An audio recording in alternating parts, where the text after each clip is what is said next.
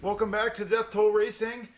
Today's a special episode. We're taking this old Ford wrecker that I got. It's an '87 Ford F350 that I bought it at an estate sale, I guess, and I bought it with that Pontiac. It's a '64 Pontiac Bonneville convertible, and it was a 4-speed from the factory, and it had tri-power on it, which was not from the factory. That someone added that later. A clean old car. It was cool. But here's the progression of this truck. So I got it. I kind of cleaned everything up, and I fixed everything that needed to be fixed so I could run it and drive it. It had been sitting for quite a while. And then that's where I was left off, with just a pretty clean old Ford wrecker truck.